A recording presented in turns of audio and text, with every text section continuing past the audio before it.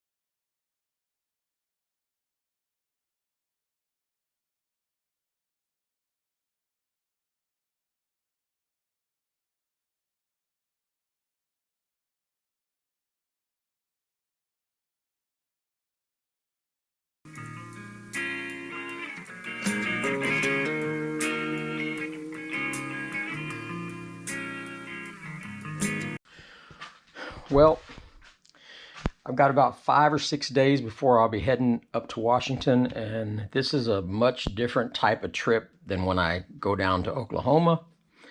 So I'm having to prepare in a different way. I really have to streamline what I've got in my vehicle. So, but there also are things I'm going to need, like the biggest thing when you're up in the mountains is you're much further away. You're much further away from help. You know, if you're an hour up into, you know, the blues there above Walla Walla. So flat tire is the biggest detriment to being up in there, is if you get a flat tire, because you know, ruts in the road, lots of rocks can sometimes shred the side of a tire. So trying to put together a tire fix box that's got a floor jack, blocks of wood, fix flat, puncture repair, things like that, and jumper cables. I got a tow rope and the air pump. So these are all of the things for an immediate fix that I can fix myself if I should get a flat tire. So this will be my fix-a-flat and help myself situation. I did purchase a full-sized tire. Now, back in the old days when I would take my diesel truck, you know, I had a shell over the bed, so I'd have a spare tire and a floor jack in the back of my truck, which made life easier. And there were times that I had to use it. So I need to prepare like that, but I don't have the space in the Ford Explorer that I used to have in the bed, you know, that 8-foot bed of the truck. So I'm going to have to condense things. So I'll probably throw some tools in here so that I've got some hand tools, and that's about it. That and the spare tire is going to take up so much space that now I'm going to have to steal space from something else to allow this to be in there. So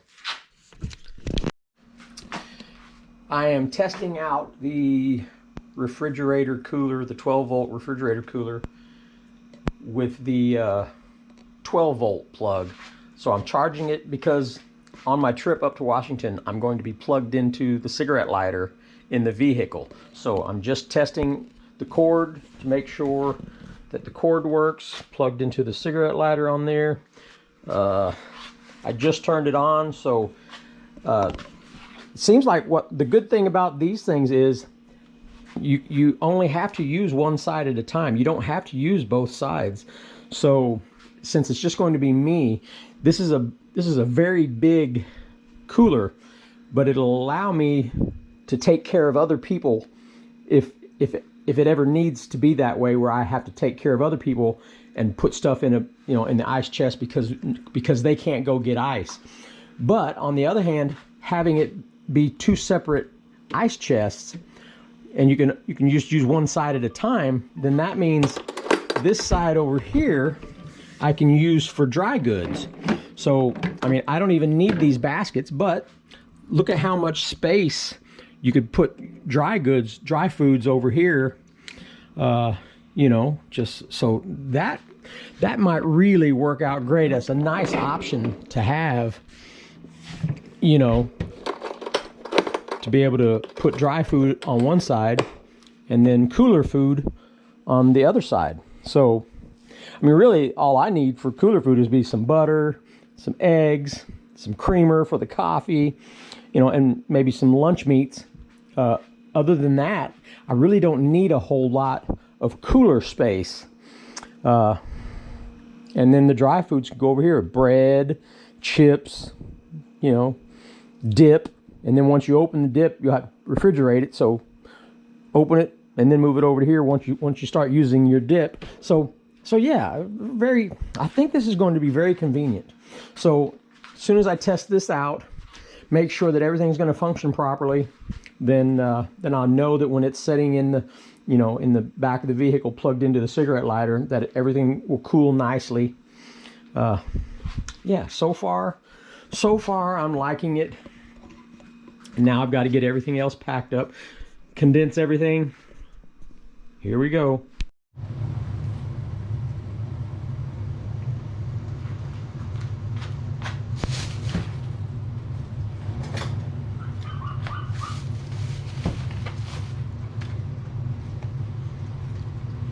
$20.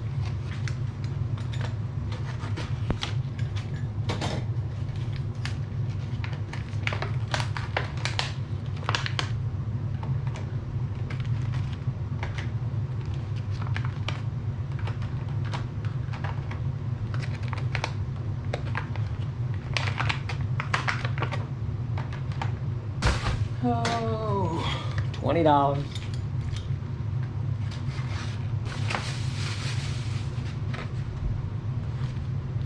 Guess how much these were? $20.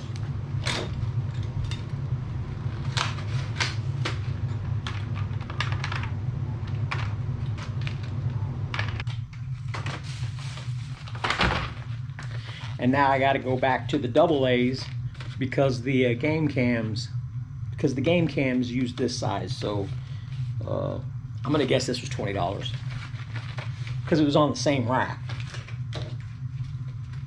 What it is, you better be prepared to drop some bank if you want to do some researching. All right, nice and plenty of batteries.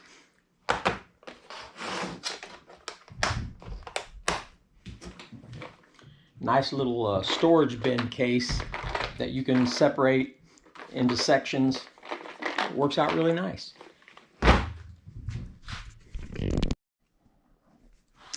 All right, I'm trying to do a little repair on some of my logs. Some of my recorder logs are starting to deteriorate, and bark is coming off of them and exposing some of the aluminum cylinder in the middle. So I'm going to have to reattach some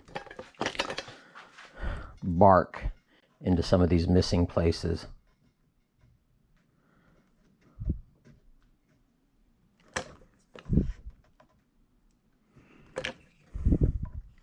Pure silicone.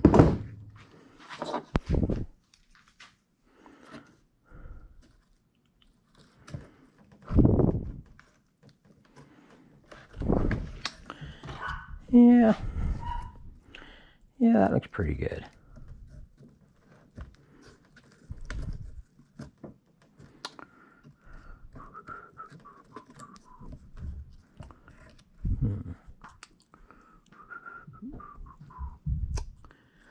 Well, I'd like to have a little, yeah, I'd like to be a little bit.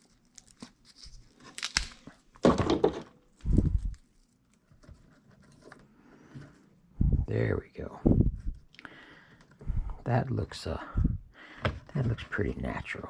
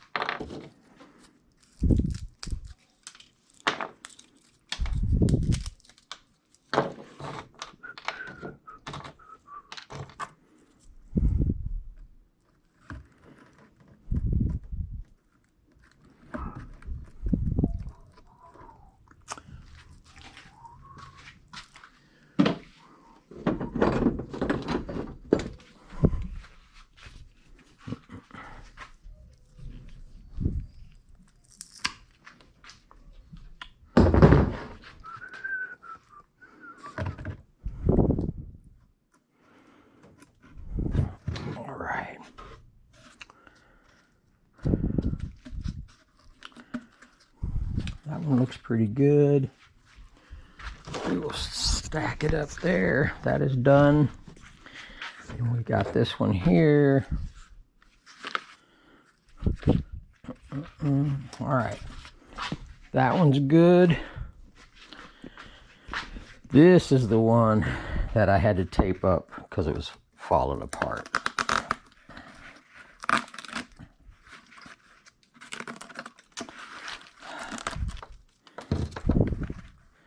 Yep, right there. This piece is coming off. Let's get you sealed back up.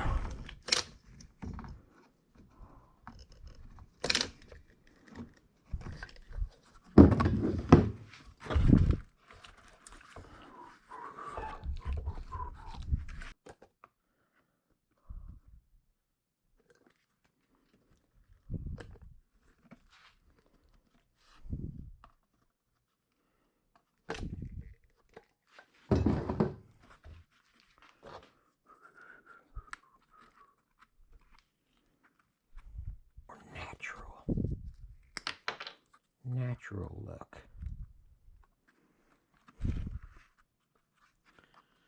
All right. And we'll let that dry.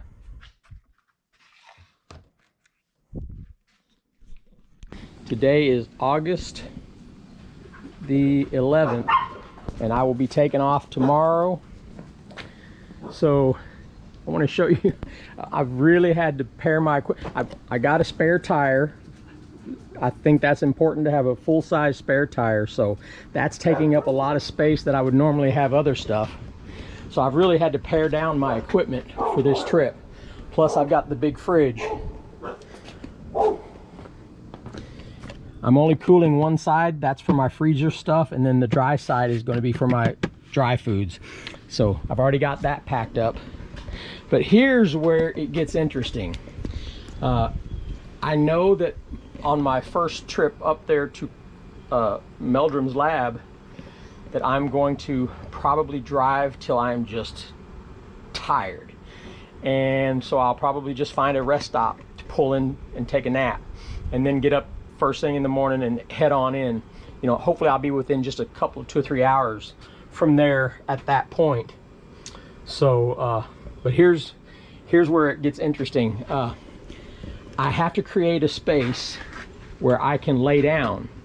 So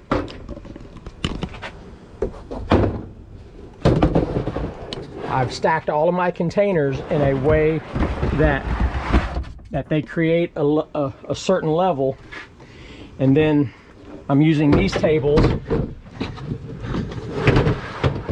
to create a place for my little mattress that I use in the bottom of my tent. So this is going to be where I can stretch out and take a nap at a rest stop on my way there. So I'm having to condense everything else down into the front seat.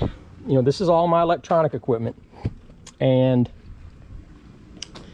food products and all of my supplies under that bedding, and then additional supplies over here. So I've still got more stuff I'm going to have to stack in here, but it's probably going to be stacked up pretty good.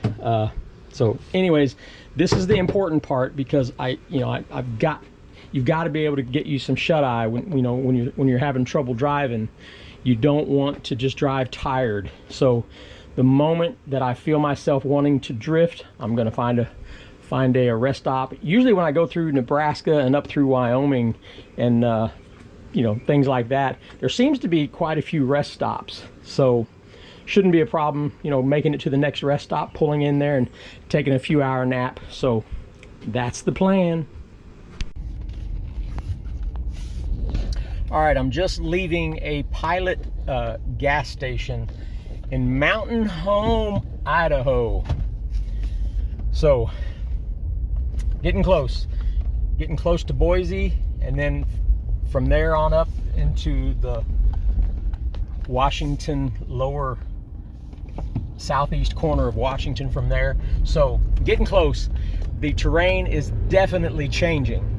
You can see we're entering some of the foothills, and it's really nice. It's really nice to see. So it's onward and upward from here. I should be there with plenty of daylight left to find a camping spot, I hope. So we'll see how it goes.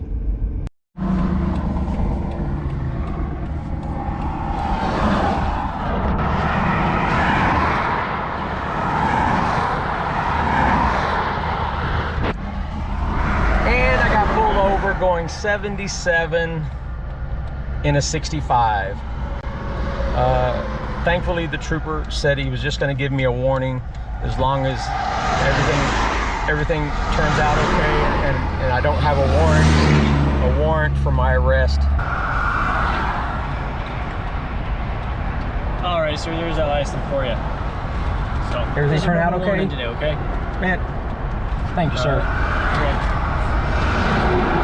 Just slow her down for me. I understand. It's actually currently now going to 80, so you can go 80 now. You just came out of it. I need to pay more attention to the signage, I'm sure. Thank you. Yep. So, but yep. As soon as you pass that sign, you can go 80, and I'm sure by the time you get over to that speed on the sign, you'll be Thank you so much. Okay? Sorry to disrupt your day. Hey, you're all good. Just slow her down for me, all right? Maybe I'm a little excited about going where I'm going. Hey, I would be too. Hey, it sounds like a lot of fun being out in the woods. So, do you have any questions for me? No, sir. Alrighty. Well, in that case, we're going to go back safely, okay? Thank you. All right.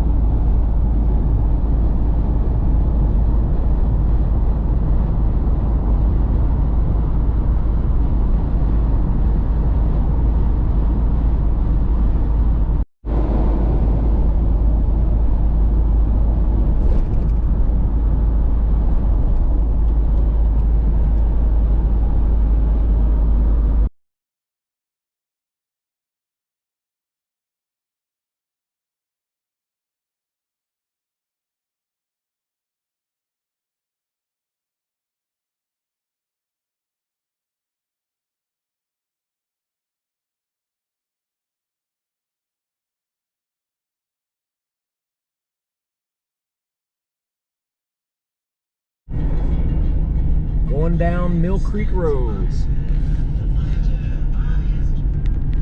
Mill Creek Road, going down to Tiger Canyon.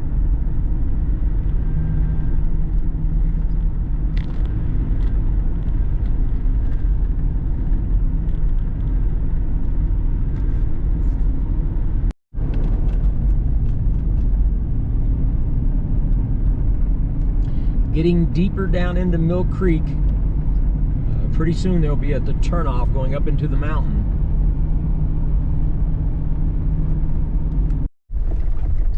Well, Mill Creek turned into a gravel road quite a ways back. And last night, Cynthia, thank you very much, brought me back to the Airbnb juicy hamburger right before bed. So I ate it, and a bunch of French fries, which I normally don't do, but I did this time. And now this gravel road is about to jar that hamburger loose. Now this is where Mill Creek turns into basically a one-lane logging road. All right, here we go. This is Tiger Canyon Road.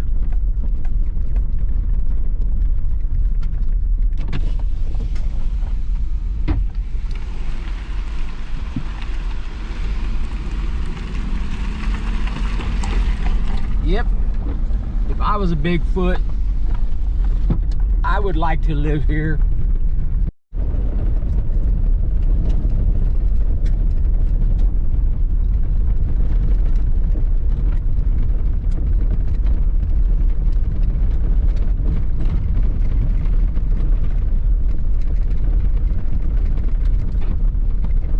Well, I forgot just how rough this road is. You know, they cut these little grooves in here to keep people from going very fast, because I talked to a sheriff's deputy who said at the time, which was years ago, that every accident that's ever happened up here on this Tiger Canyon Road, every vehicle that has ever at that point gone over the edge has had 0 survivors. So as this worms its way up the side of the mountain, it gets sketchy, and I'll be hugging the mountainside of the road.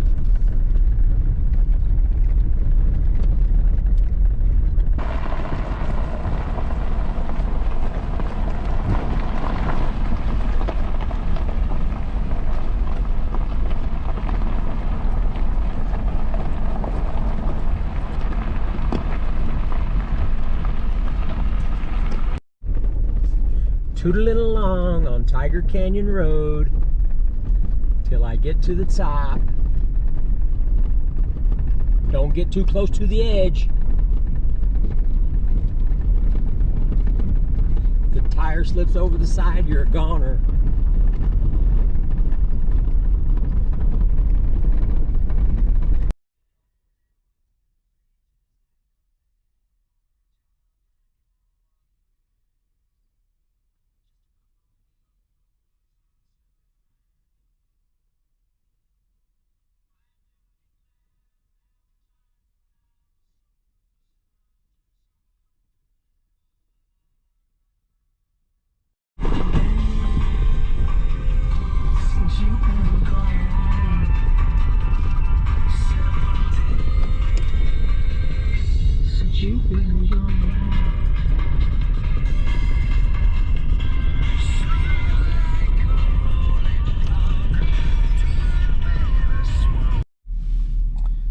I think I might be a little lost in the blues somewhere. This road has turned rough.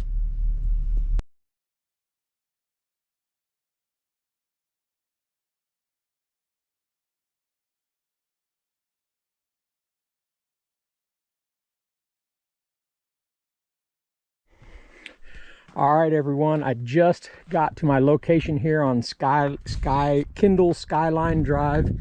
It's dark. It was a long, dusty road to get in here, so I'm going to go just sleep in the vehicle tonight, but I am getting me a log recorder, and I'm going to set it up over here by the edge of the woods. But tonight I'm already tired, so I'm going to set up the recorder log with the headset running into the vehicle, and I'm just going to climb up in there and get me some shut-eye while I'm listening to what's going on. So we shall see. Well, this is the first place I came to last night, and I camped. It's on Kindle Skyline Road. I didn't realize how far I'd come down went on Kindle Skyline Road until I got here and found a spot. And then when I started looking at the map, I'm closer to the Bluewood ski place that way than I am the other direction. So I'm actually going to go back down into Walla. But here's where I stayed last night. It was pretty windy. Didn't hear anything, but the road is up there. This just comes down to this flat spot. So I'm actually going to go back the other way and keep looking for, I'd like to be deeper in the woods rather than out in the open like this. So I'm gonna go the other way, keep looking for spots, and then go down to Dayton. I think it's the town of Dayton, and then back to Walla Walla. And then I might come back this way if I find a location over here that would be better. So I'll give it one more day to look, one more night to find a spot, and see what's going on.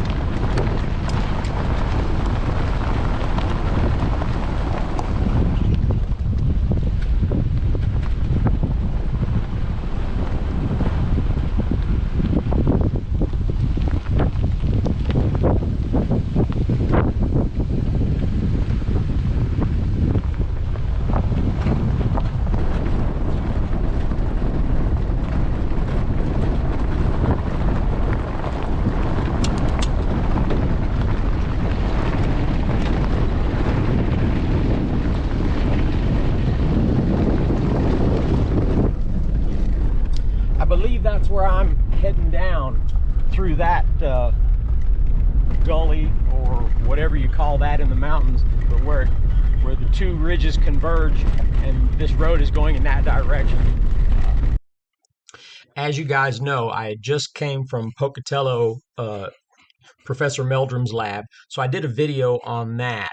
And when I went down through the mountains here and came out in the Bailey, Dayton area, I went back towards Walla Walla, and I pulled up into the 5 Points area, and that's where I filmed the portion of Professor Meldrum's story about the tracks. So I did all that filming, even though I put it together in a previous video.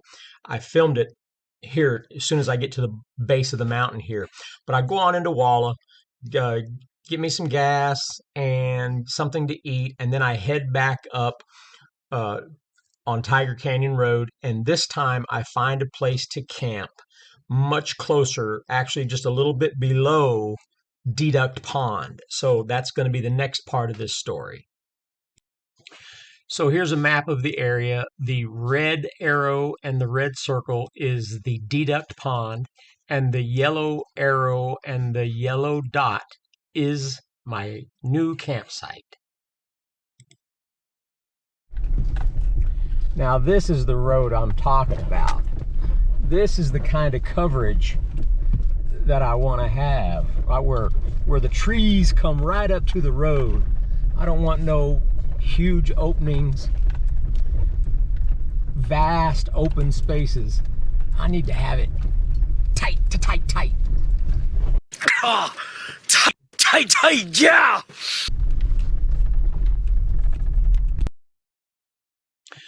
So that road I was just on is that upper road there coming down and around to that yellow X. The yellow X is going to be my campsite, but that road that I was just on, that was dark and windy, is that National Forest Road 40 coming in above me there.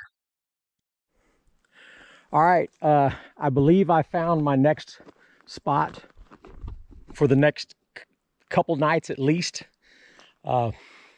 It was down a really slow, sketchy road. It was down a real sketchy road, slow, lots of rocks, with the brush really closed in on each side. So it should be fantastic for walking at night with the thermal camera, as well as being sketchy. But this is a spot, when I pulled up on it, after all that thick stuff, I came into this and all of a sudden it opens up.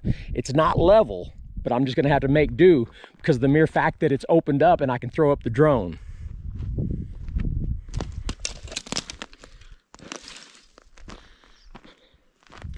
So we've got, you know, a nice wooded area on the other side of the road there. I mean, that looks that looks a lot like the Paul Freeman type film where the big one was walking across, you know, from tree to tree. It kind of looks like that kind of foliage in there. So that's above this logging road, and this is below the logging road. So I found this opening that's going to allow me to go ahead and set up my canopy and tent and get things squared away.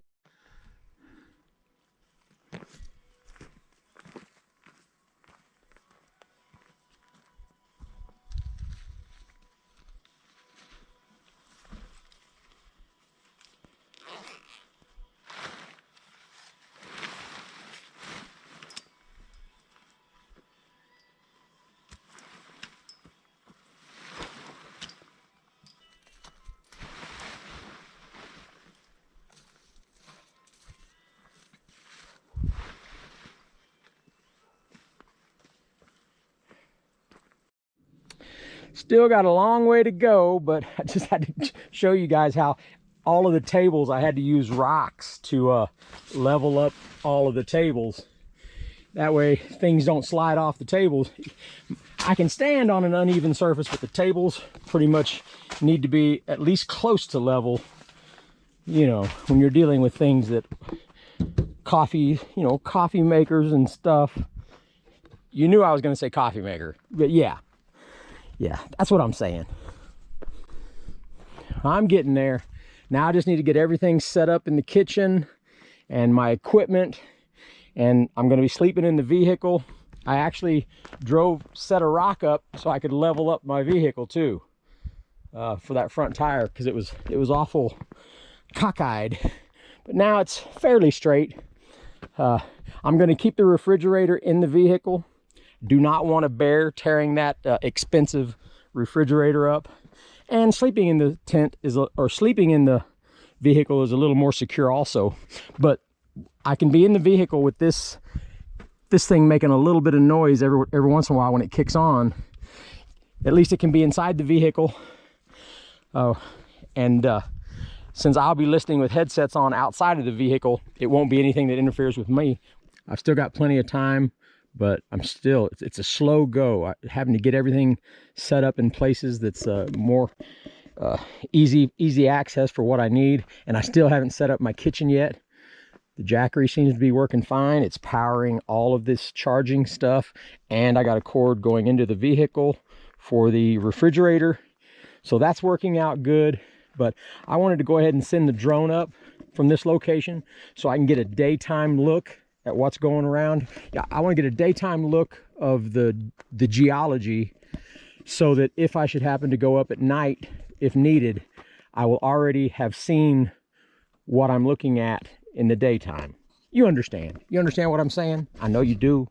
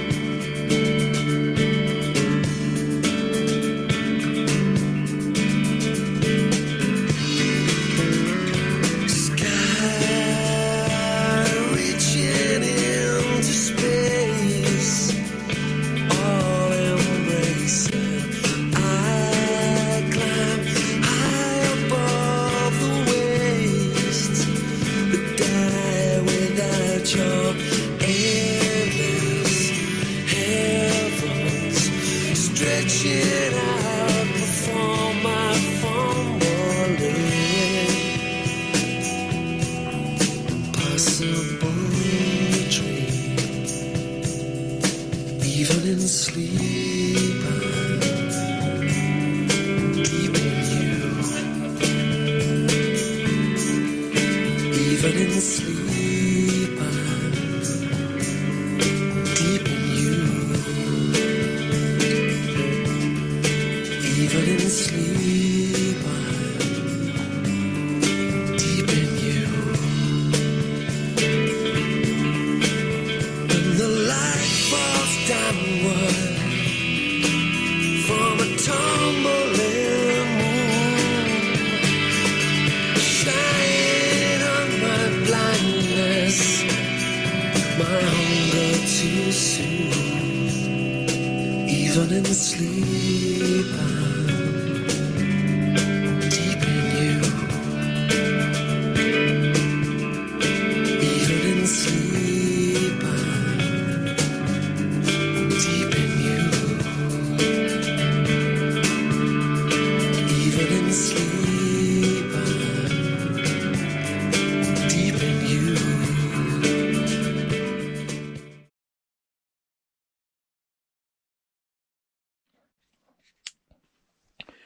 All right, first night I've got my bed all made in there, and I've got the headset run in here.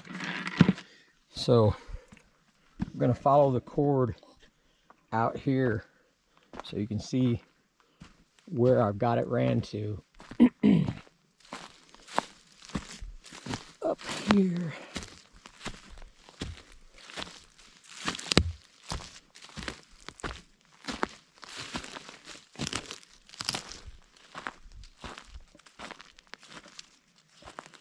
There she is, looking back into there. I know you can't see anything, but there's a lot of cover. We're you can see the vehicle, you can see the amber lights on the vehicle, so we're pretty good distance back here. 9 in the morning. It's sprinkling. But I did look at the weather last night and I knew it was going to sprinkle, so I opened the tarp up over the tent. So it looks like everything is nice and dry. Got the big canopy over everything. And my recorder log is way up there in that area. You can hear it. You can hear the rain hitting it. So I've got the headset here just so I could hear it while I was laying. Oh, but this should make it great. I've got to sleep a little bit later today, so it's good that it's raining, because I'm going to sleep for a couple more hours. Make sure I'm really rested. That way tonight can be the night that I really start to stay up late. But this rain should really help, especially if I'm going to walk some of these roads with the thermal camera at night. It'll be great for looking for tracks because of the fine dust. Man, everything I had was covered with dust when I got here, just from the roads. So this fine dust, hopefully this rain will turn it into a paste, and any prints that happen to cross the road should show up nicely. It started sprinkling last night and it's still raining, and it's noon, so I'm glad I put the canopy up last night over everything. I did look at the weather. I did know that it was going to sprinkle and rain a little bit, so it's all good. I got a really good night's sleep. Not a whole lot happened, but tonight I should be able to walk some of these roads with the weather turning some of the dust into a paste. So that'll be nice. So tonight will be one of those nights where I stay up late. But you guys know the drill. I'm in here making my breakfast, even though it's lunchtime or later. But getting ready to get down on some eggs, and the elixir, the magic elixir.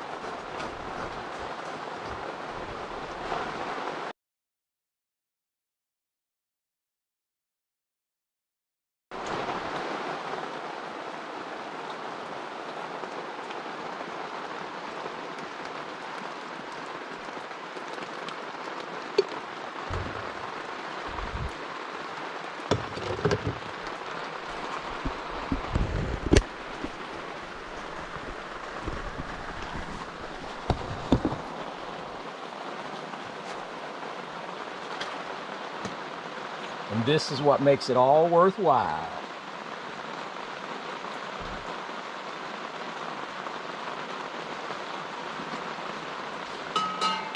Little mixy.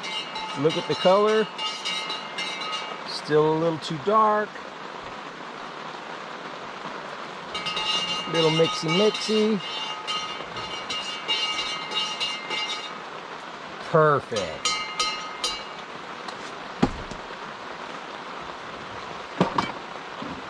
Oh, my dreams are about to become a reality. All I had yesterday was gas station coffee, and it's just not the same.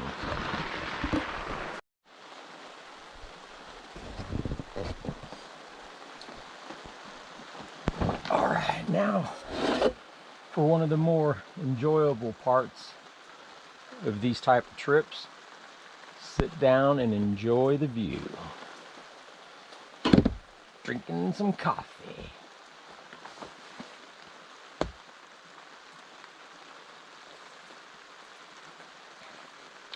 You can hear the rain is just down to a little sprinkle.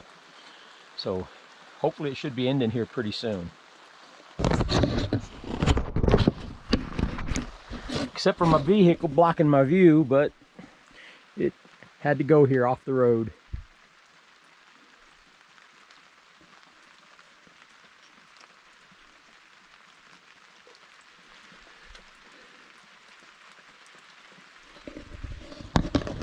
Did have some yahoo come through here late last night pulling a trailer with a UTV on it, and it was clankety clanking, because this is a tight road with nothing but rocks that I came up.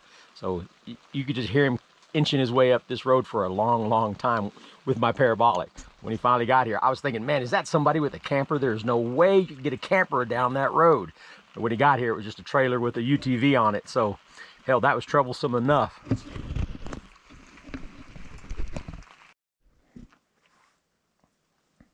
Looks like the rain is over. This here is my downhill view from camp.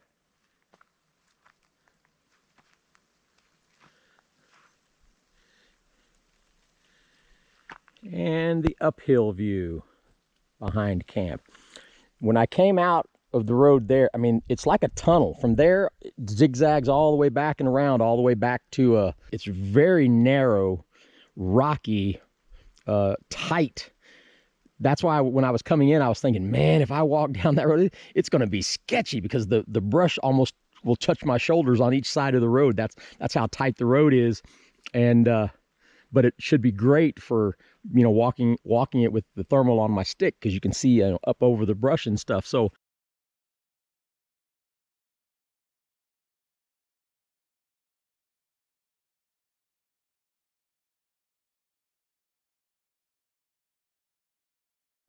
well, that's a real bummer. I just for the first time tried to use my little 2,000 watt Honda generator to charge the Jackery. The Jackery was down to 58%. There's still a lot of power left in it, but I thought I'm just going to go ahead and just top it off. But man, it pulled so much power that the generator was going and hitting red light and shutting back down. And so it was just, I mean, it was just beating the hell out of that small generator. And because it's pulling so much juice, I should have tested it out at home.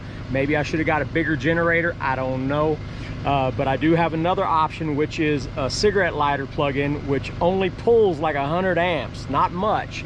So I've got the engine running, and I'm timing it so that I can see just how long I need to let the engine run to how I can raise the power level of that Jackery. But that's a real pain in the butt. I was expecting to be able to just fire up the generator and, you know, and within an hour or two have that thing topped off and everything would be cool. But yeah, just another monkey wrench.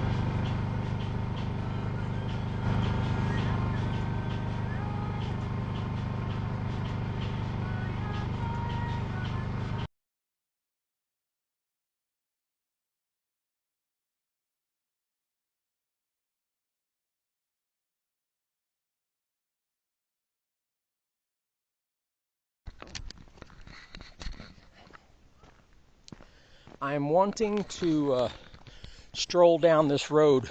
This is where I plan on going tonight, walking with my thermal camera. So I want to take a daytime walk down here just so I can get the lay of the land. The only time I saw it was when I came through here in my vehicle. Like I said, it was a little bit tight in places, a little bit overgrown. So I want to walk down, let you take a daytime look at it. So if I go down there tonight with my thermal and have anything happen, we can kind of get an idea and have a reference with this daylight video.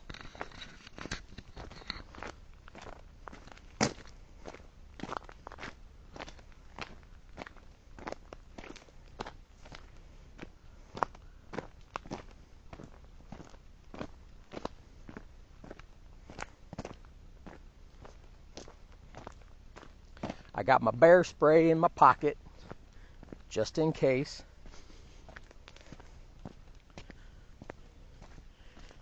It rained pretty good last night. I mean, it didn't rain hard, but it sprinkled for a long time. So everything should be track ready.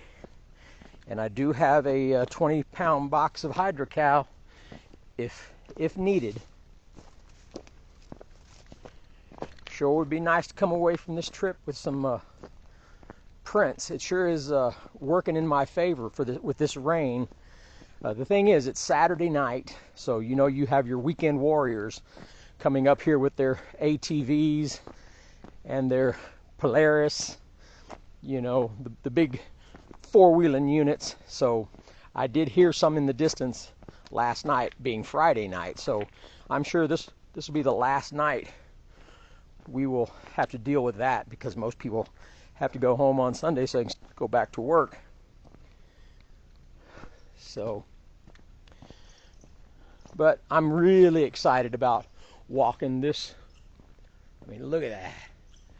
Imagine walking this at night with my thermal camera, being able to kind of look up above me on this road. See, so look how tight this road is. So it's really going to be interesting, you know, if I can see anything happening, you know, above me, or noises or anything. Dude, I'm so excited. I wish it was dark right now.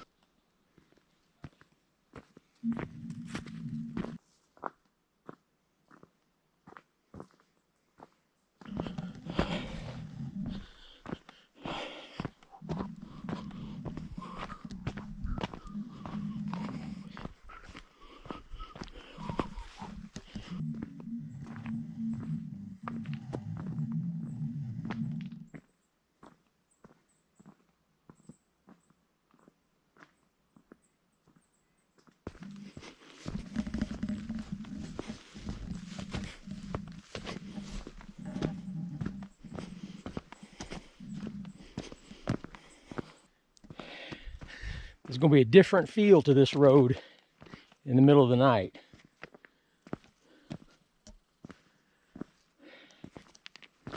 I'm going to be going slow, and I'm going to be listening for any sounds above and following.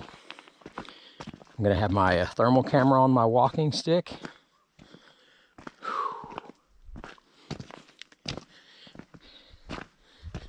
This is going to, here's the downhill side. A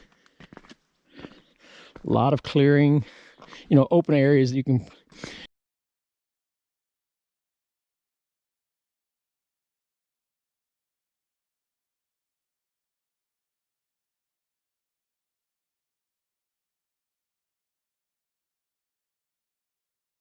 Maybe see movement through. But man, I got a feeling about this trip.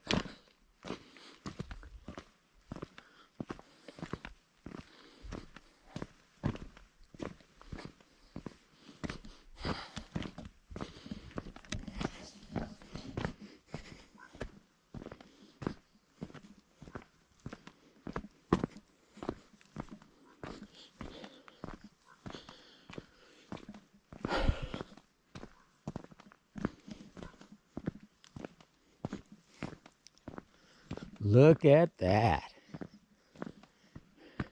Man alive. I might not make it any further than that. By that time, by the time I get down into that dark stuff, I'm gonna be so sketched out. I'll be so tired from all the adrenaline flow. But man, I am excited. Look at that. Someone tosses out a can. That stuff sure gets old. No matter how far out you think you are in nature, you see these yahoos pitching their cans, pitching their beer cans. You know, and unfortunately, it gives most ATV riders a bad name.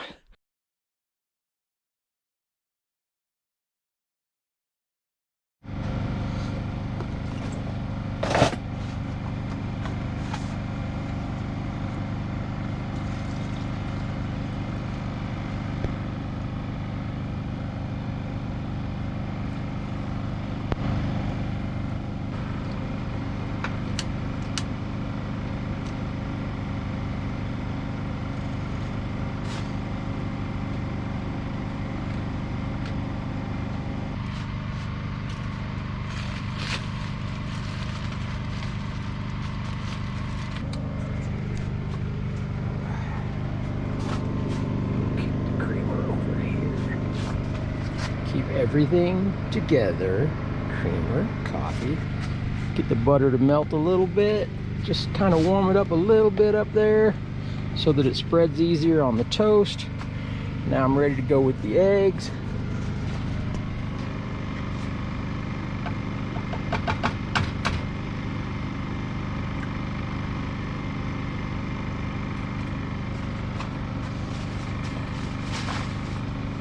I've been out like 5 days now, and this is only my second egg breakfast, so I am really slacking.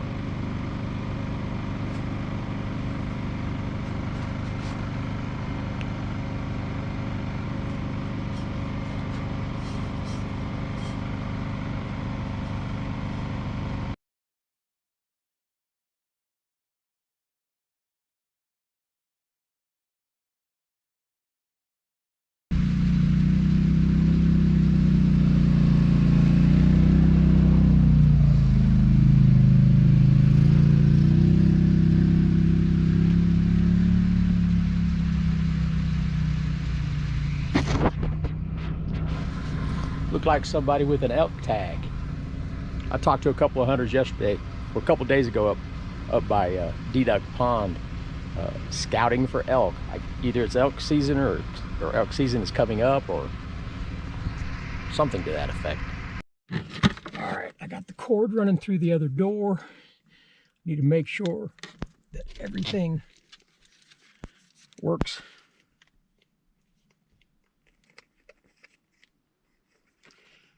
And I got a big negative, so I'm gonna go test it out.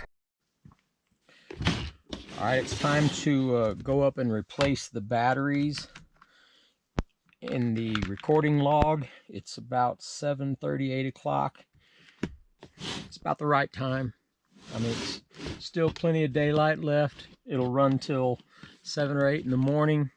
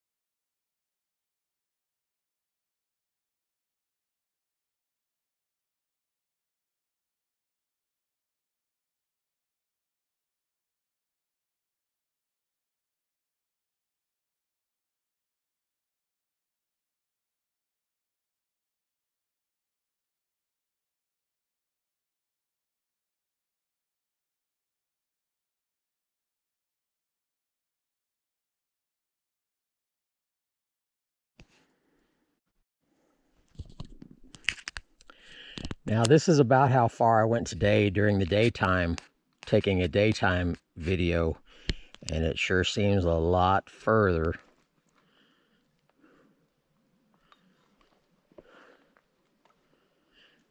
I haven't really heard anything yet, but we can see what we can see on the thermal. Okay, that's looking down the road. And then this is the high side, very thick. Don't see anything.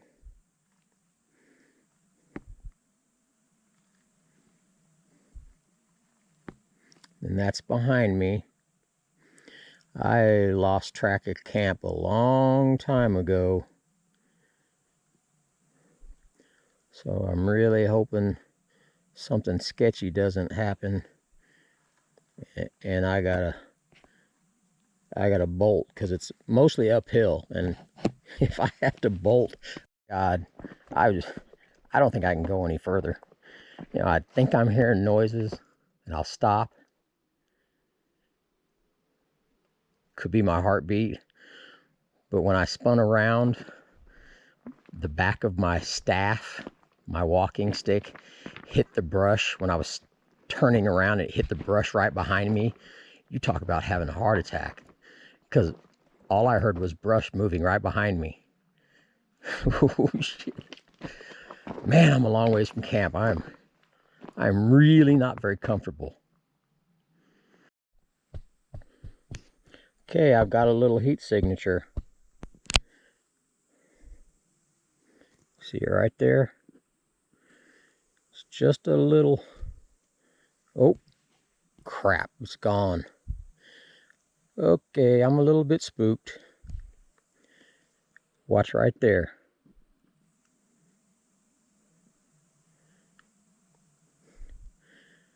Oh, please don't be a head. Now it's gone, but it just doesn't look like it's anything moving with a purpose, just very subtly. Now you can't see it at all. Oh, there it is.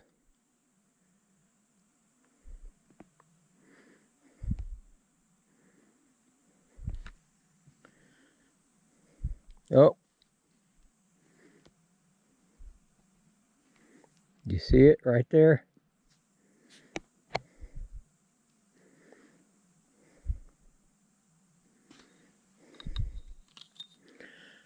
I'm going to turn my back. See if I can't coax it into...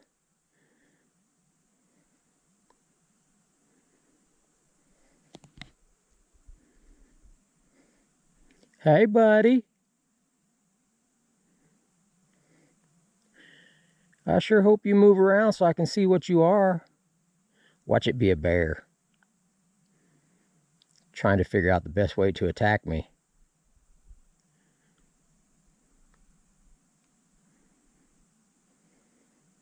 That's on the downhill side of this road.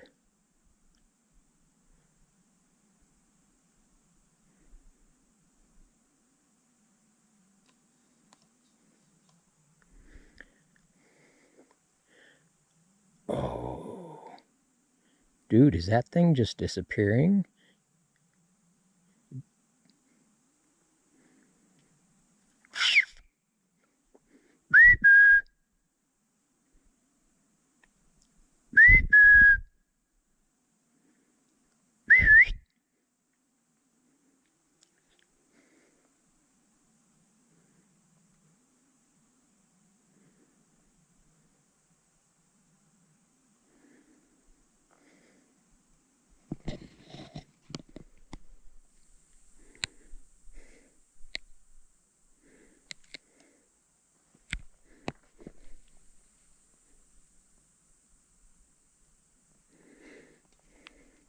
I don't know how far away this is.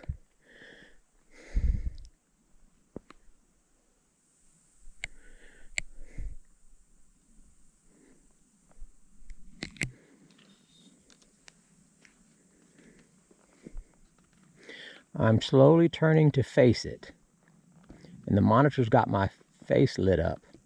Oh crap, I lost it.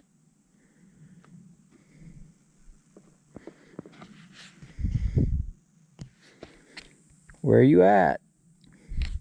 Is that it right there? Where are you at? Yep, that's it right there.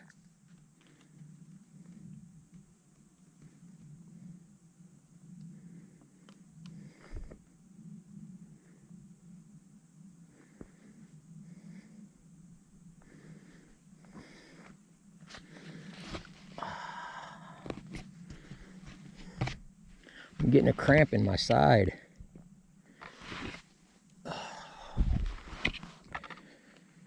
Oh yeah. All right. Okay, I've lost it, so I'm going to go down the road a little bit further. Of course, I'm talking to myself really loud, so if anything else pops up, I'll turn the camera on. I'm stopping like every 50 feet and scanning. And man, when I get back up to where that heat signature was earlier, I'm gonna look hard. But I keep talking to myself. I mean, I don't know what it is. And I've got to say, the way it moved was very similar to things I've seen in the past that turned out a little sketchy. So I'm just gonna kind of ease my way back to camp. I'm not gonna try to get into a panic. I'm just gonna walk and talk to myself. Whew. And see what is going on. Okay, let's see. Let's see here.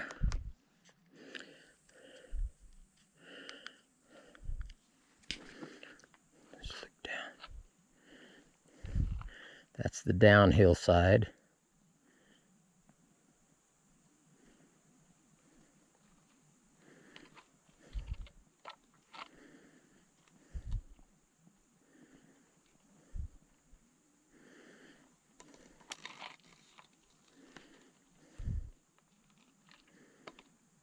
That's behind me.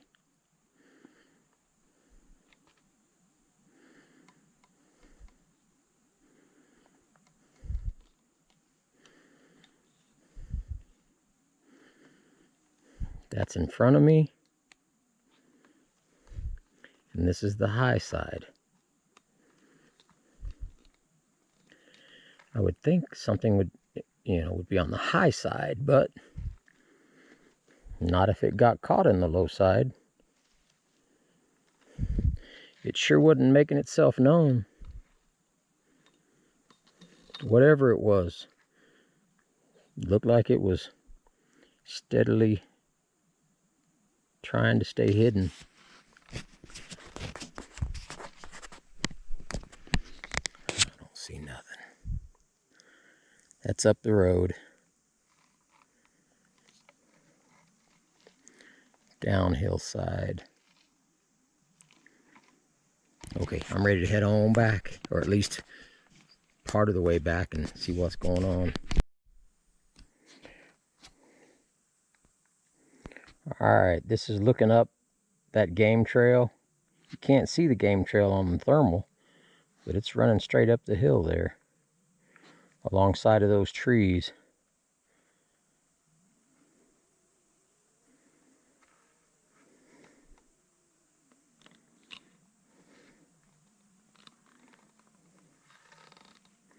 Okay, that's behind me.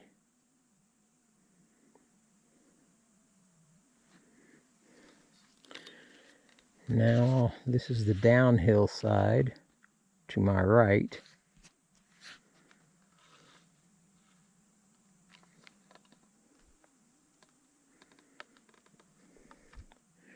And that's ahead of me. Oh God, please, please be the curve in the road that leads me back to camp.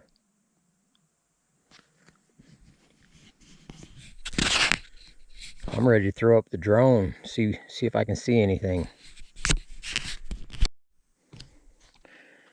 All right. I see the lights of camp. There's the top of the canopy and there's the vehicle.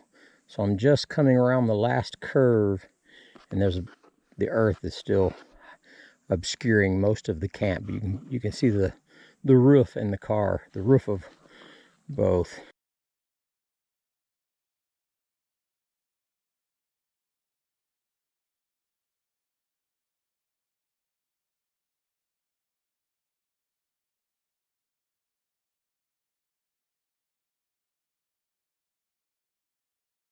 So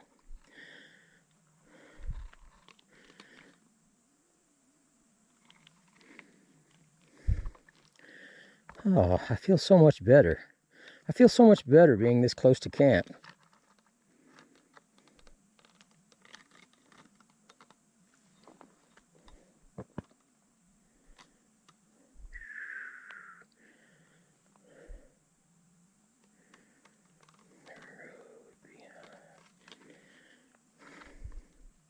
The high side, nothing.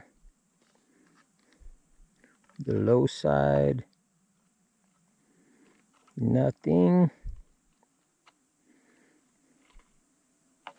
But I'll send the drone up, see what's going on. All right.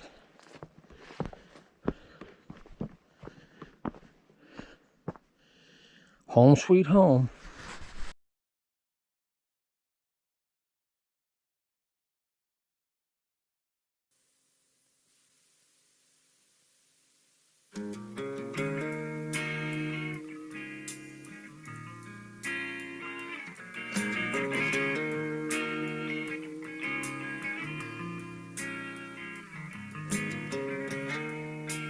It is on the wrong speed. Clicks the switch to 33. Turns the dial right up to 10. And he flies, leaping around the room like an eager baboon. Just him and his damn set, yelling, I have no regrets. Do it for the love, the rush, the buzz, the hush. Whatever tunes your knees to mush, they hit the lift. Even if you gotta sift through the shit to get to the twist. The smile I high like it's your very last line. Can never get another try. Do it loud. Do it for the ride, for the here and now.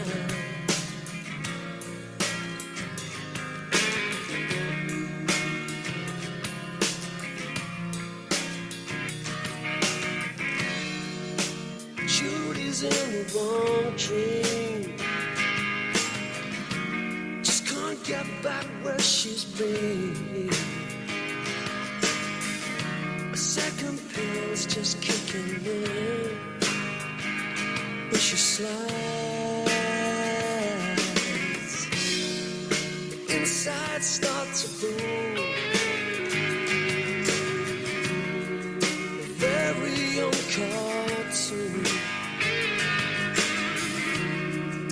Bubbling through her veins. Shuts her eyes as reform begins. Did it for the love, the rush, the buzz, the hush. Whatever turns her knees too much, they hit the lift. Even if she's gotta sift through the shit to get to the twist. The smile high like it's her last line. She'll never get another try. Do it loud. Do it for the ride, for the here and now.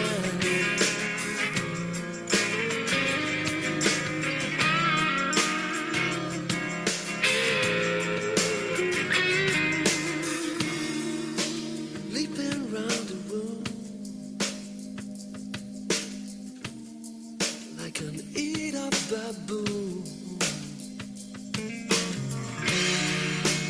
Him and his dancing, yelling, I have no regrets. I do it for the love, the rush, the buzz, the hush. Whatever turns my knees so much to hit the lift. Even if you gotta sift through the shit to get to the twist. The smile high like it's your last line, but you never get another try. Do it right, do it for the ride, for the heat, for the ride.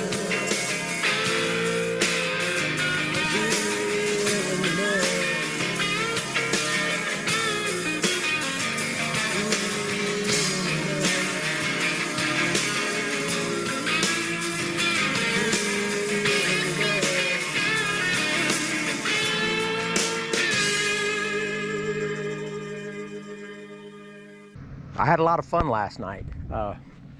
Can't wait to put the videos together. Yeah, with the whatever I caught out there. Somewhere the road goes down and back along that way, so whatever I captured on thermal was down in there somewhere, but quite a ways down. All I've got left to do today is somewhere up there's the audio from last night. I've got to get that downloaded, and that's the last thing. I've got my solar lights out here collecting sun, and here's my plan for tonight. I really had fun with the drone last night, just looking around with the thermal. So tonight, go up to the Deduct pond and get some thermal drone footage around that area. And maybe I'll try a couple of different areas. You know, if I can go out and about, I really want to cover a lot of area. So I'll leave a recorder going here at camp, just in the happenstance that you know, something happens here, and I'll probably put out a game cam, you know, behind the tent. And yeah, I think tonight will be fun, because it'll be driving and then sending the drone up in different locations, you know, and just maybe I'll catch something out in the open at the right time.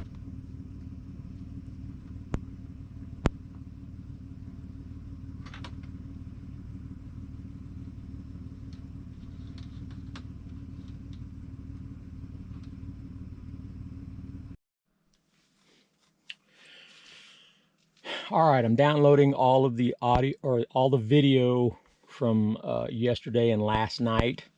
I like to put each day in its own folder, but I also like to start the day, with some good stretches. Just ate breakfast. Now it's time to stretch. I like to stretch way back, a little further, a little further. Oh, yeah, that'll do it. Got to get that coffee. It's about, I don't know, 4 o'clock, I think. Sun is starting to ease its way down in the west. I finally broke out the audio. I'm going to listen to last night's audio, and I've got to get it downloaded, listen to it, see if I can find all the components of last night's audio that went with everything that happened, you know, when I sent up the drone and everything else. So of course you can't go over audio without having a cup of coffee, so that's about done.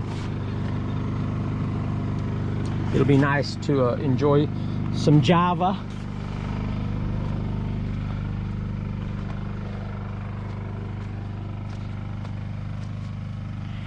Tomorrow about this time I will be starting my pack-up process so that I can leave Tuesday morning. There's the hammock situation. Very, very nice to be in the hammock back there. But yeah, let's go over this audio.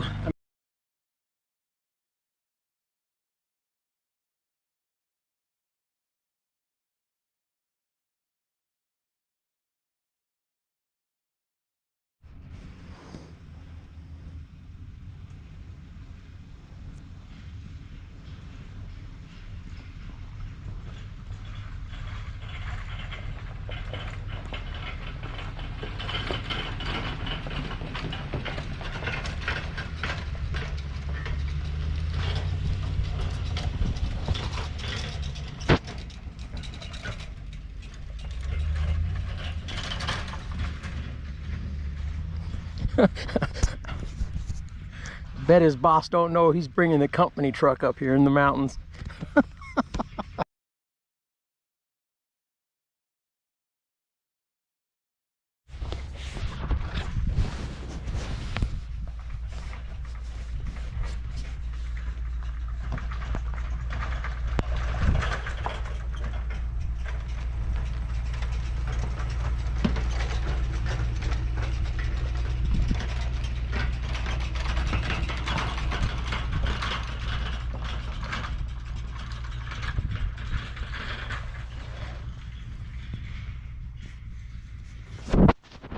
Guess his work day's over. Boss says you gotta be back, you gotta clock out at 5 o'clock.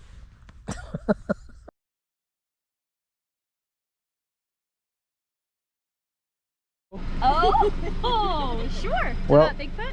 yes.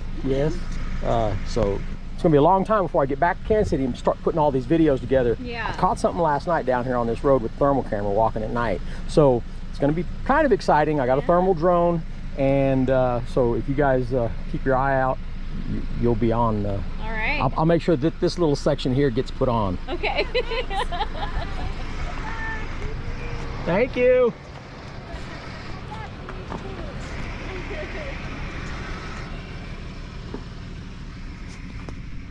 Sit here in the sun and absorb some of this warmth. Maybe get a little vitamin D through the skin. I was just downloading the videos where I was using the night vision on my cop cam when I was down on that road, and I didn't know, but because I had it right here, my breath, you could see my breath every time I'd breathe. A huge cloud of foggy breath would go over.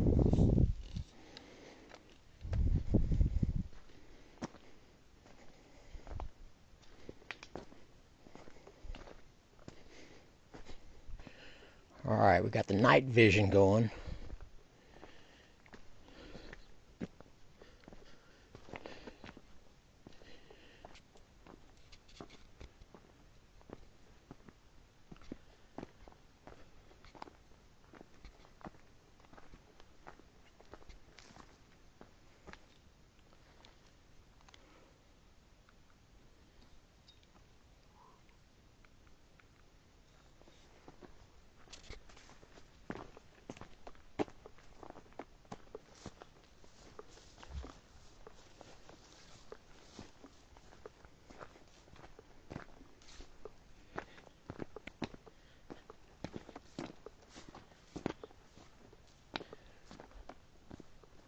Okay. Ooh, we got a game trail. Got a game trail right here. Day. So I've got 2 more nights to do what I can here. Tonight I'm going to try to really cover a lot of area, but should be good. I'm really enjoying myself.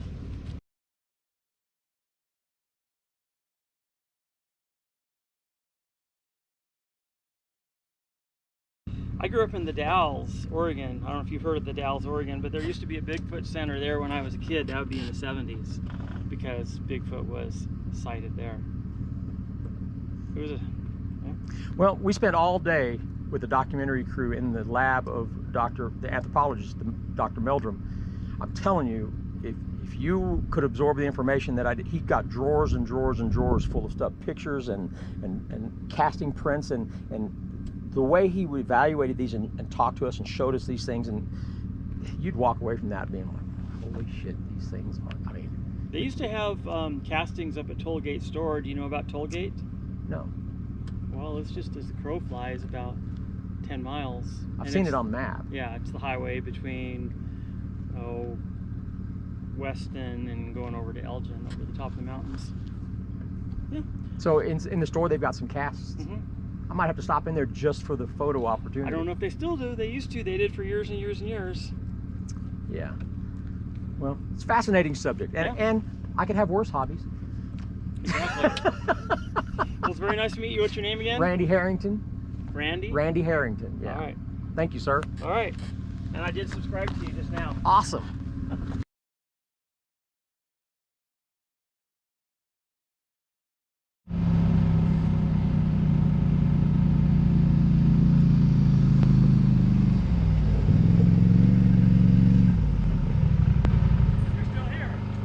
I'll be here for a couple days. I came to give you some information. Right on. It's probably bad. No, it's good. What? You know who you should talk to is, oh, you're filming me right now. Oh, you got some news for me. It's got to go on film. Oh. The person you should talk to is Abel Garcia. He works for the Forest Service. He's the Watershed patrol guy. He's been up here like every day for 30 years. Well, that's what Paul Freeman was. He was patrolling the Watershed on horseback when he had his encounter. I do remember the name Paul Freeman. I remember reading about articles about him in the paper and stuff. Yeah. I watched one of your videos too. Embarrassing, isn't it? No.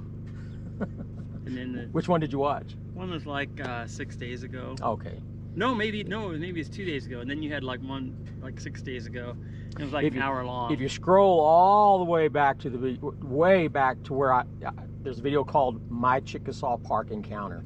That's what started the whole thing for me. And I tried, man, I investigated it hard. Went back there 100 times after the fact. And there's some evidence from that park, but if you want to know why I'm so ate up with it, go to My Chickasaw Park Encounter, and that's. Okay, well, I barely could get reception. I hear you. So, have you not seen your wife in the Huckleberry Patch she's Huckleberry Pig. Okay. We're camped over here. That was another one of my questions. How come on your video you talk about Deduct? How come you're not up at Deduct? I'm actually gonna put a thermal camera on the top of my vehicle looking over the front, and I'm gonna go around in several spots. I'm gonna go up to Deduct tonight and send my drone up and film around the Deduct pond and go to different spots. Okay. So that's my plan for tonight. I kind of wanted to wait for the weekend traffic to die down. I don't want to leave my tent and have somebody come by on an ATV or something, and you know. Yeah. So I was kind of hoping that it would kind of thin out, being Sunday. Okay, so you're on this road right here. No, this is Yellow Jacket Road. We're on the main Forest Service road. Okay, so you're on Skyline, or I don't think it's actually called Skyline till you go it all the way up and it tees, and that's Skyline. Oh, okay. See, I'm vague with, not from being around here. Yeah, you're right. Because I came in on Tiger Canyon, so that's a National Forest road that comes up to. Yeah, I think it's to Forest Kendall Road Skyline. 64. Okay. That's the one Abel Garcia, the guy I told you talked about, is very strict about no ATVs on that road. But yeah, I think it's okay to go 100 feet.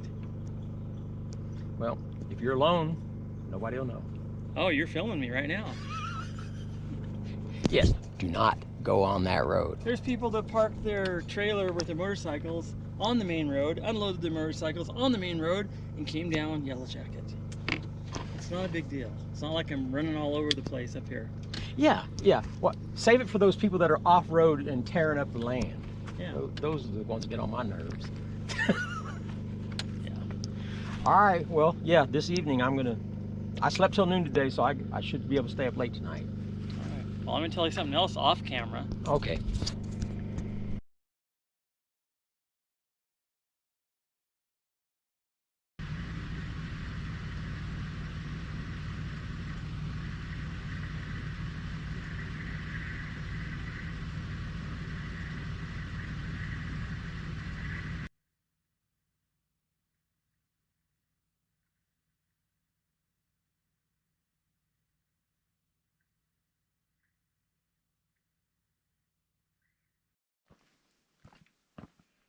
All right, before I leave tonight, I'm going to have to set up a recorder log recording what's happening here around camp. Because I could be gone at least a couple hours, maybe more. And if that's the case, I need to monitor what is going on around here. I've got all my valuables put in the vehicle. That way I don't have to worry about anybody showing up and trying to get something for free.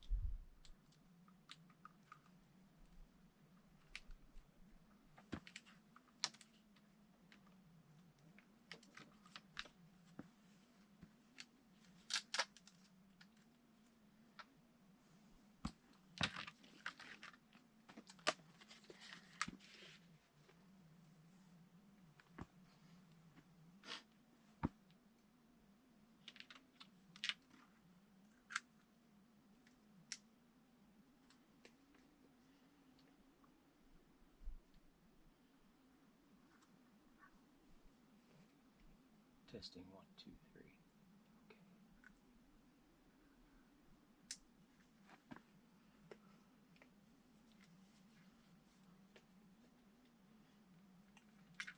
All right. Seem to be loud and clear. So I'm going to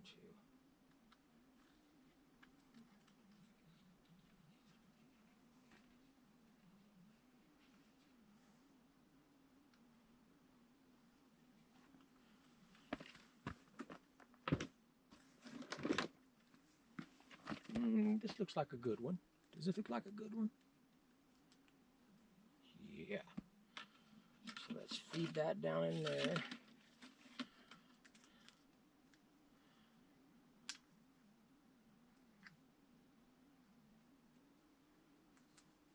All right, let's. I'm not going to set this one very far away. I don't want, you know, I don't want it to be way up there because I want it to monitor what's going on here at the tent.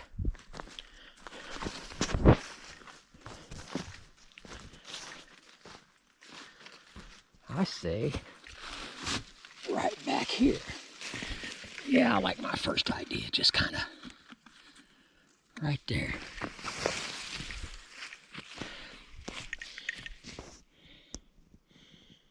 There you go.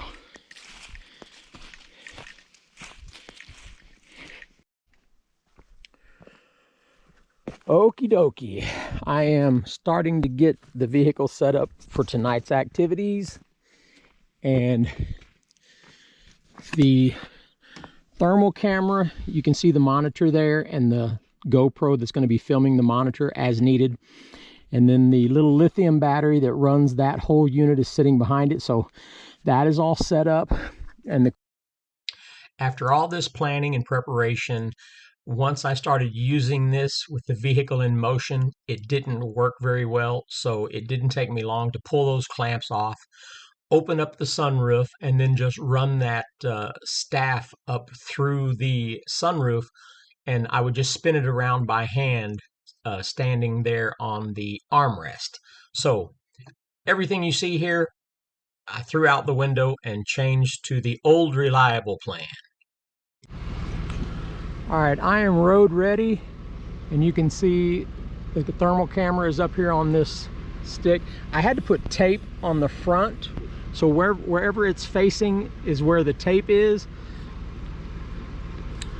So that way when I'm reaching out the window and I feel it with my fingers, I'll know where the front of the camera is. Sometimes that can be a real issue.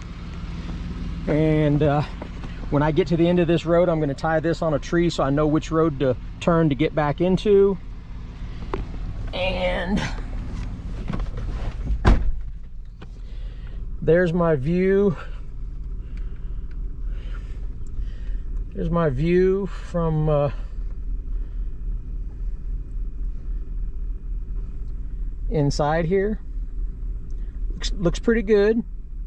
And this is my road that I got to turn off on, so I'm going to tie this on. Well,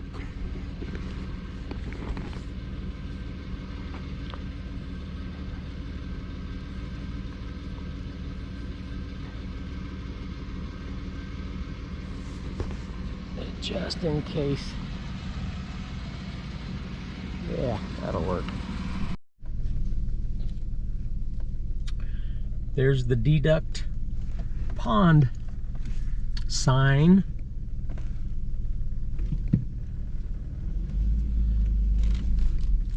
I have slept here before, long time ago.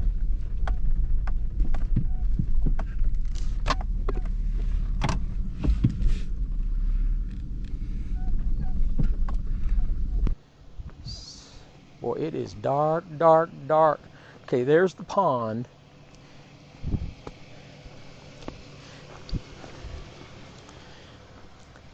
Now, if I'm correct,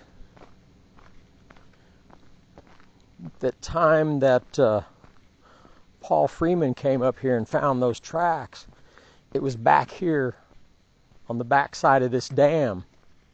That's where the spring feeds into the pond.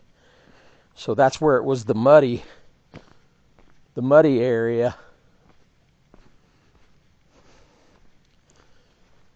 Yeah, back in here somewhere. So I think he followed the tracks up through here. I have, years ago, I've wedged my vehicle in right here and slept one night. Didn't have anything happen, but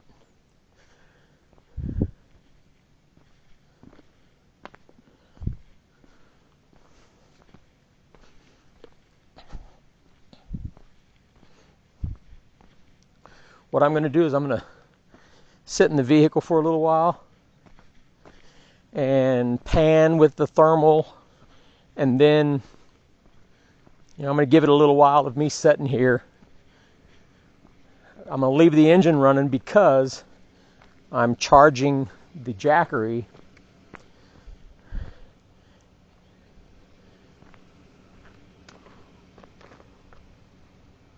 So I'm charging the jackery, and so I'm going to leave the engine running, but I will throw up the drone at some point after sitting here for a while. Interesting little tidbit of information. This is the dam behind the pond. There's the pond. And then there's a bathroom. It's usually locked, but it's really basically just holes in the floor to do your business. Years ago, I mean maybe 9 years ago, when I was here, 8 or 9, this thermal camera right here I put on top of that building. I brought a little ladder and I put it on top of that building watching the pond. So it was filming all night long watching that pond, and I just left, and I went up to Black Snake Ridge, and at around 2 a.m. that's when I fell asleep on Black Snake Ridge, because my thermal was here being, watching the pond. And so I fell asleep on Black Snake Ridge, and that's the video I did about the hairs stuck on my windshield. It was that night that I hit the bug, and then woke up the next morning on Black Snake Ridge, and the hairs were stuck in the bug guts.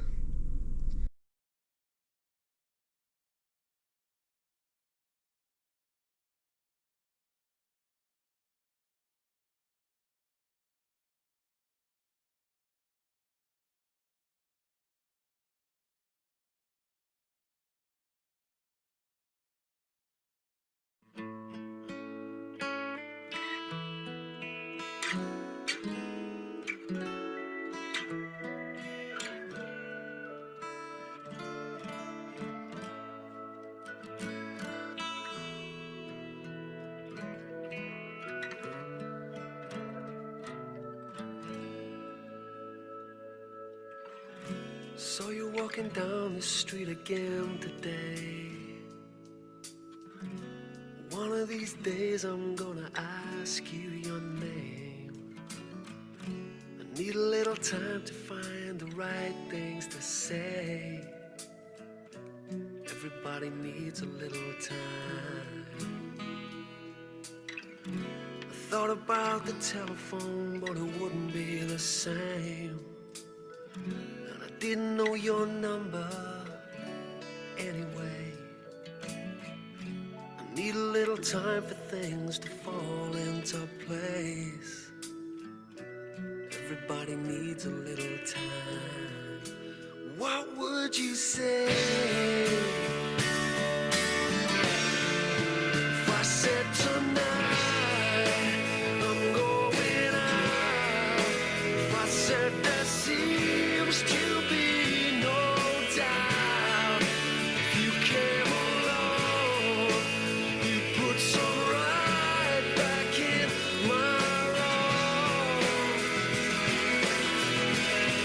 I feel like a fool. I feel like it.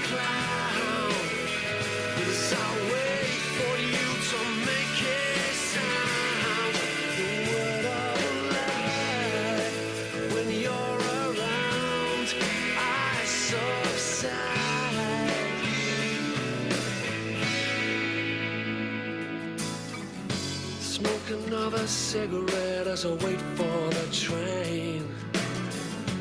One of these days I'm gonna give up that game.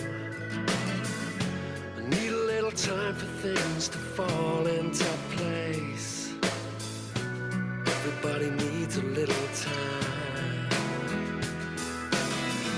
Just another heartache on the Heartache Express. One of these days I'll get away from this mess. And in your Wednesday makeup and in your Wednesday dress, you add a little dream to my day. What would you say if I said tonight I'm going out? If I said there seems to be no doubt, if you came along, you put some right back in my wrong. And I feel like a fool, I feel like a clown, 'cause I wait for you to make a sound. The word of lie, when you're around, I subside.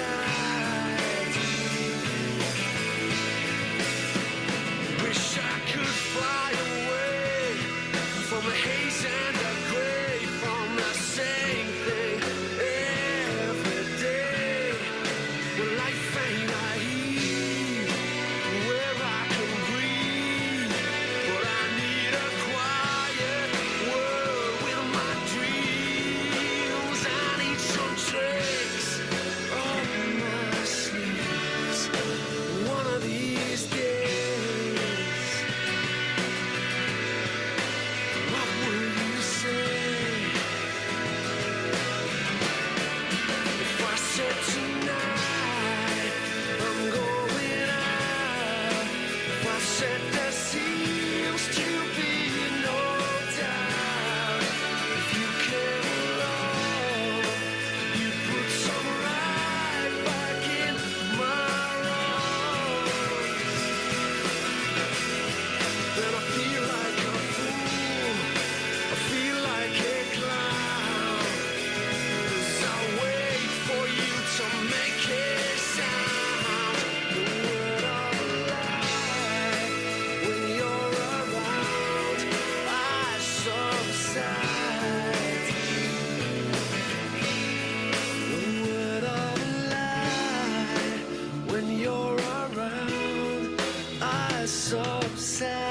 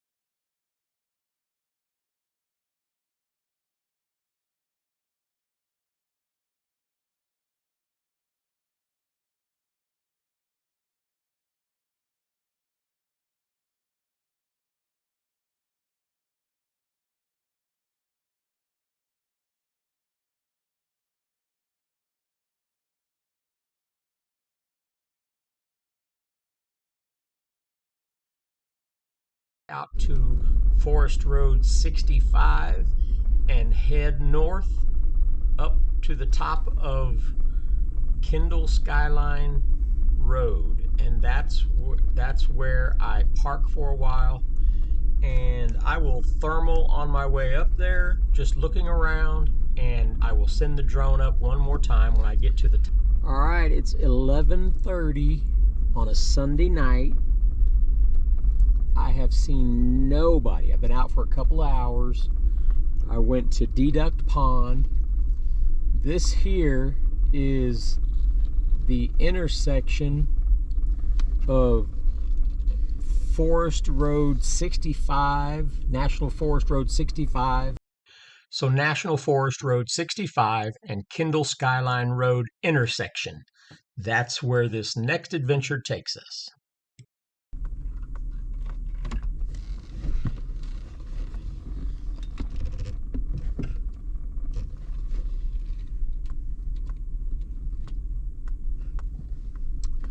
So what I'm going to do is I'm going to sit here for a while and then I will send up the drone, take a look around, see what's going on.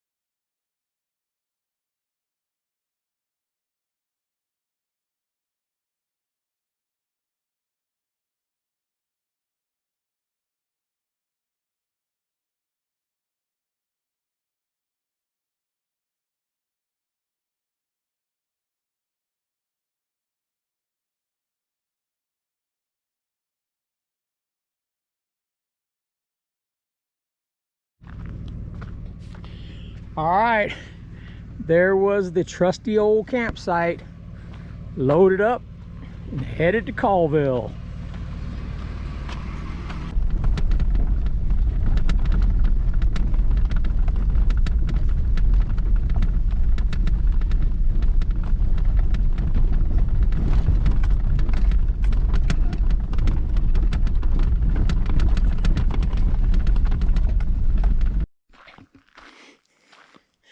I think I'm going to throw the drone up right here.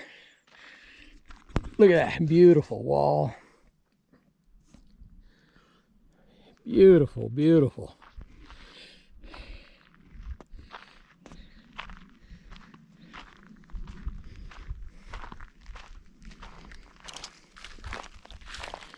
Watch that first step. Paul Freeman was patrolling on horseback when he claimed that he was coming around the bend on a horse, and Bigfoot had just come down a steep slope right onto the road as the horse came around the bend. So now it didn't happen right here, but he did say it was on this road, Tiger Canyon Road. So I definitely want, for a historical perspective, I want to go ahead and send the drone up and have a look around. I suspect this will be my last time here. It makes me kind of sad. You know, not a spring chicken, and yeah, little tear in my eye thinking this might be my last trip here.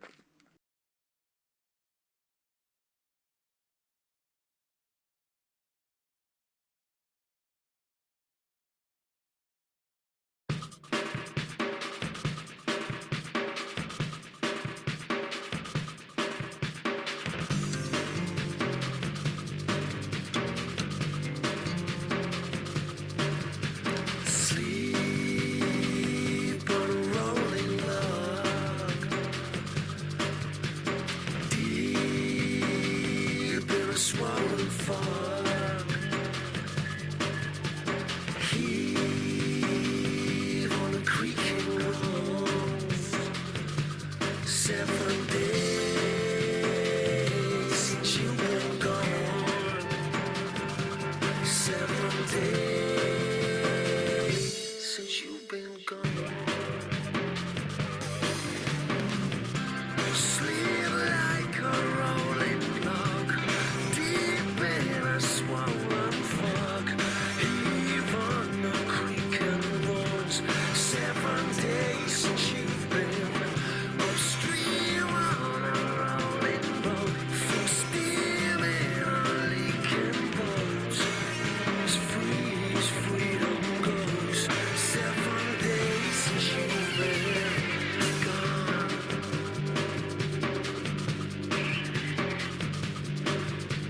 Dream in a hissing hell. Disease in a wishing well. Teased by a laughing sun. 7 days since you've been gone. 7 days since you've been gone. Sleep like a rolling log, deep in a swollen fog. Heave on the creaking roads. 7 days since you've been upstream on a rolling road. Full steam in a leaking boat. As free as freedom goes. 7 days since you've been gone.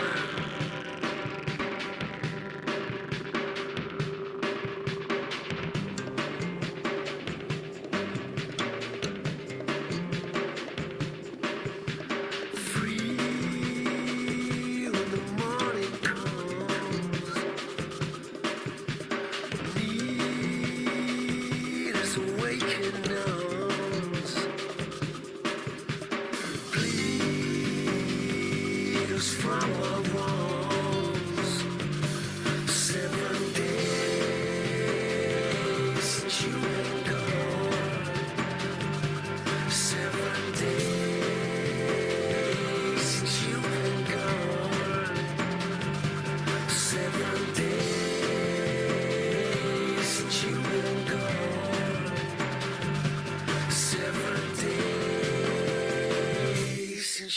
been gone. Since you've been gone. Since you've been gone. Since you've been gone.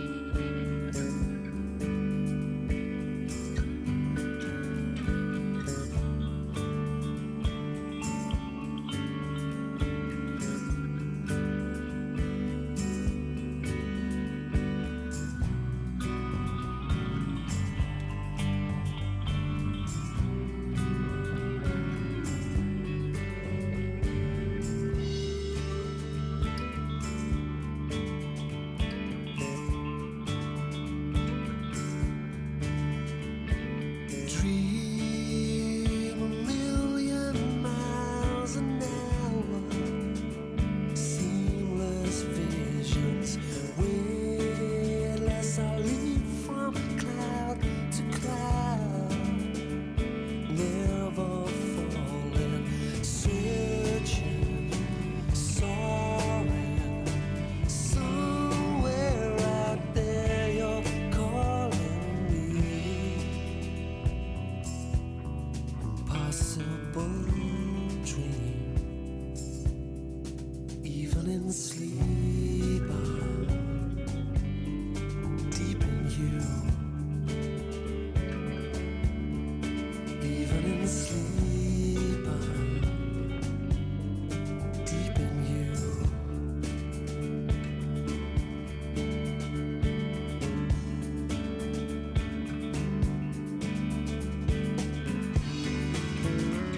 Sky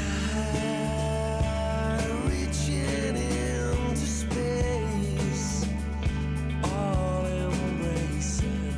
I climb high above the waste, but die without your endless heavens stretching out before my fumbling.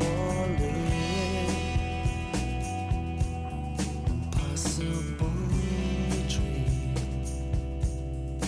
even in sleep, I'm deep in you.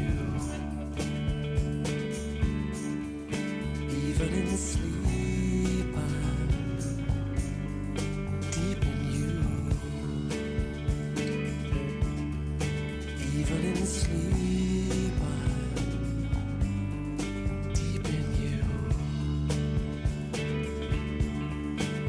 When the light falls downward from a tumbling moon, shine on my blindness, my hunger to soothe. Even in sleep, I'm deep in you.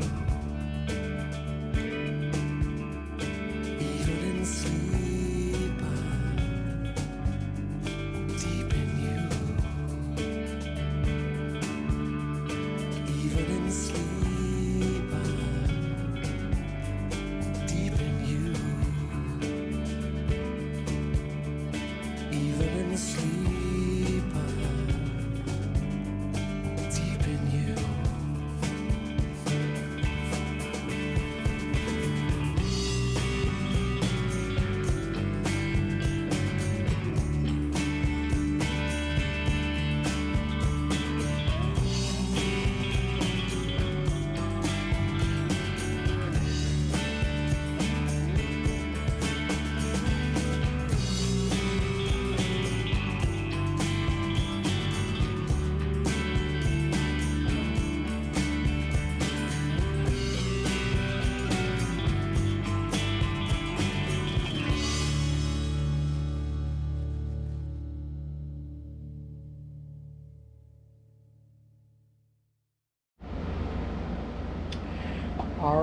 we had a little change of plans. I wanted to stay one more night up in the Blues, but I had an incident happen. And that incident was my Jackery 3000 that I used to run the new refrigerator cooler. The Jackery only lasted about 3 days, and so I went to charge it. So I plugged it up, plugged it into my 2000 watt generator, and the 2000 watt generator kept killing it. The 2000 watt Honda generator that I've used forever did not have enough power to power up the Jackery. So all of a sudden I was dead in the water with no way to charge up the Jackery again. I did have a 12 volt plug that I plugged it into the vehicle, and I ran the vehicle for a couple of hours for the last day or two, and it just brought it up just barely. So I was really in a bind. So I came into Walla Walla. I'm driving to Colville tomorrow to meet up with Jason. So I was like, well, you know what? I need to get into Walla Walla tonight and get this taken care of. So I got a motel room. So you can see I'm in this motel room. I've turned the air conditioning on. Everything is comfortable. Of course, I broke my camp down. It's all cleaned up, and I'm gone. I've got everything charging, and I had to go to a Tractor Supply and find a generator that has enough power to charge the Jackery, because I've got a lot of things planned here. I have to be able to charge that Jackery. So I bought this, and it's got enough amps or watts to charge the Jackery, which the other one didn't. I looked at the Jackery website, and it said you needed a minimum of 1800 running capacity watts, and my 2000 just didn't have enough. The running watt wasn't even at 1800. So I got a generator, a 2500 generator that runs at an 1850 watt. So according to the website, that should be enough. So now I've got additional space that I've got to make way in the vehicle for that, and a gas can. So now I've got 2 generators. But here in the motel, I'm charging up the Jackery right now. I'm charging up everything. And I'm enjoying the comforts of a room with a bed and a bathroom. So it's not all lost. You know, $500 for a generator, it sucks, but there was nothing I could do. I mean, I would basically have this huge refrigerator cooler that I couldn't use. As a matter of fact, I wouldn't even be able to use the Jackery if I can't charge it up. So that had to be addressed immediately. Have to charge the Jackery. So now that I can charge the Jackery, I can go back to using the the cooler and everything else. So it was a bit of a hiccup, but you know what we do when there's hiccups? You just keep on keeping on. You got to get it figured out. And the great thing is, I've got all this stuff in here charging. Got my drone stuff. Got it charging in the bathroom, the batteries, and now I can go to town and get me some real food. And yeah, it's good. It's good. So I also wanted to say that it's a $100 a night motel, so I can pull my vehicle right up to my door. That's important. And I plan on using about $200 worth of electricity, so it's a win-win.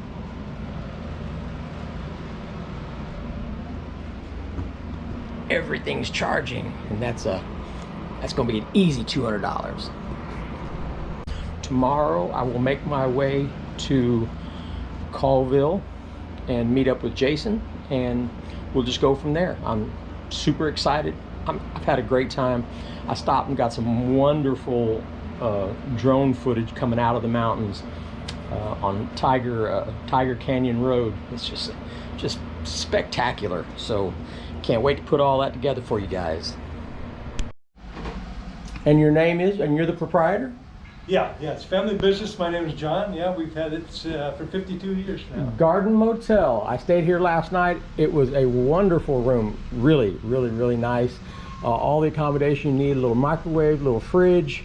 Bathrooms were great, and I had a good night's sleep. Air conditioning was fantastic. Garden Motel here in Walla Walla. The guy even had a couple of Bigfoot stories for me, so you know that made me happy.